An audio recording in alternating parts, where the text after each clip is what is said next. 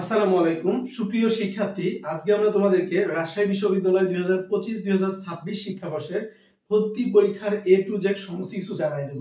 So এই বছর রাজশাহী বিশ্ববিদ্যালয় ভর্তি পরীক্ষায় বেশ কিছু পরিবর্তন হয়েছে, যার ফলে তোমরা অনেকেই ভয় পাচ্ছ। তবে ভয়ের কোনো কিছুই হয়নি, হয়তোবা এই বছরেই শিক্ষার্থীরা সবচেয়ে বেশি সুযোগ পেতে যাচ্ছে।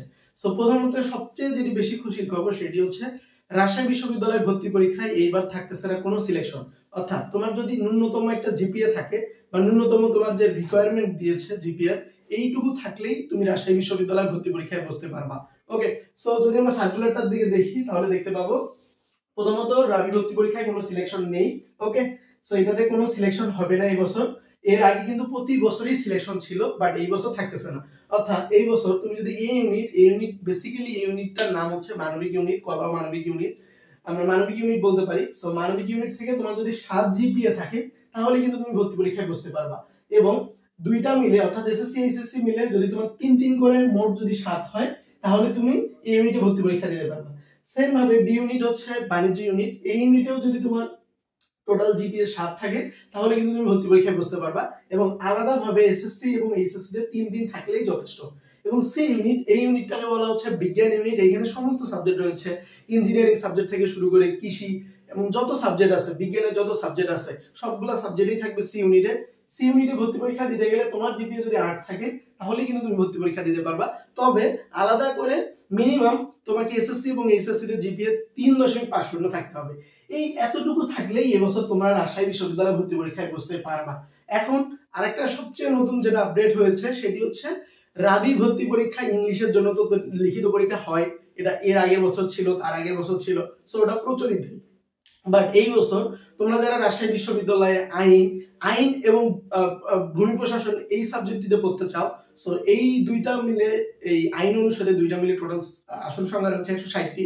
সো এই 160টি আসন করতে চাইলে এই বছর লিখিত পরীক্ষার মাধ্যমে তোমাদেরকে চান্স পেতে হবে। অর্থাৎ প্রথমে এমসিকিউ পরীক্ষায় পাশ করতে হবে। এমসিকিউ পরীক্ষায় ভালো স্কোরধারীদের মধ্যে থেকে টোটাল 160 জন এই আইন অনুষদে অধ্যয়ন করার সুযোগ পাবা। এই ছিল রাজশাহী বিশ্ববিদ্যালয়ের পূর্ণাঙ্গ সমস্ত কিছু। এরপরেও যদি তোমার রাজশাহী বিশ্ববিদ্যালয় ভর্তি পরীক্ষা নিয়ে কোনো কনফিউশন থাকে তাহলে অবশ্যই আমাদের এই ভিডিওর কমেন্ট সেকশনে তুমি জানাই দিবা।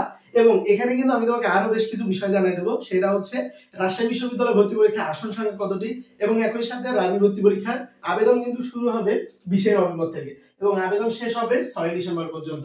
ওকে, তাহলে আবেদন শুরু হবে 20 নভেম্বর এবং আবেদন চলবে 6 ডিসেম্বর পর্যন্ত।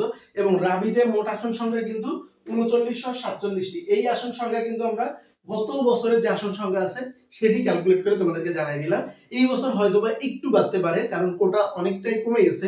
আগে কোটা বাদ দিয়েছিল এই মোট আসন, সো ওই আসনগুলো যেহেতু ওখানে কমে গেছে, কর্তৃপক্ষ যদি চায় তাহলে আসন বাড়তে পারে এবং চাইলে আবার আসন কমতেও পারে, দেখা যাক কি হয়। সো আপডেট আসলে আমরা আবার আপডেট ভিডিও দিয়ে দিব।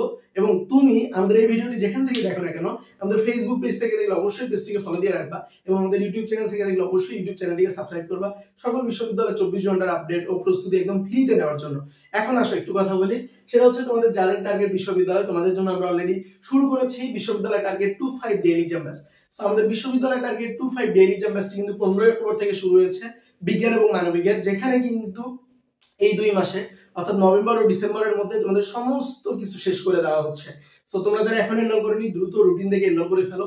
বাংলাদেশে হয়তো আমরাই একমাত্র প্ল্যাটফর্ম যারা কিনা প্রতিদিন রুটিন অনুযায়ী পরীক্ষা নিচ্ছি এবং প্রতিটা অ্যাডমিশনের সকল টপিক ধরে ধরে শেষ করে দিচ্ছি।